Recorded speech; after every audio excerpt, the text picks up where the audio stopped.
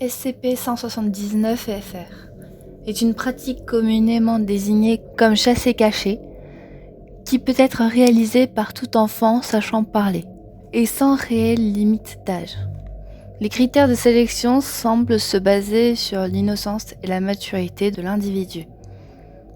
Celui-ci est alors désigné comme un individu capable. La pratique de SCP-179-FR ne peut être réalisée que par un groupe comportant au minimum 6 individus capables, alors désignés comme les joueurs. Du point de vue d'un observateur extérieur, les joueurs pratiquant SCP-179-FR ne semblent pas affectés d'actions particulières au cours du jeu, mais des signes visibles de fatigue, d'inquiétude, d'amusement ou de peur peuvent être aperçus. Une activité musculaire est également observée et certains individus affirment souffrir de courbatures après avoir pratiqué SCP-179-FR, de la même façon qu'après une activité physique normale. Après avoir pratiqué SCP-179-FR, la plupart des joueurs affirment que les adultes ne peuvent pas comprendre l'intérêt ou le but du jeu. Certains donnent toutefois des informations sur le déroulement de SCP-179-FR du point de vue d'un joueur. Le déroulement classique d'une partie de SCP-179-FR est la suivante.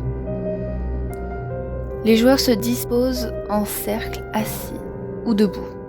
L'un des joueurs au hasard commence à réciter une comptine de sélection et le joueur désigné à la dernière syllabe est alors nommé guide de jeu. Les joueurs deviennent silencieux et regardent au loin.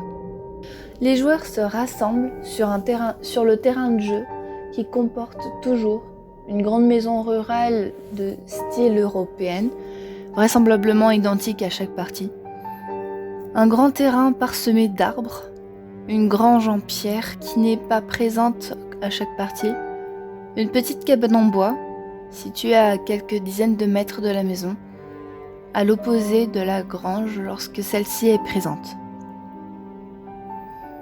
Un des joueurs est désigné comme le chasseur grâce à la même comptine de sélection que précédemment.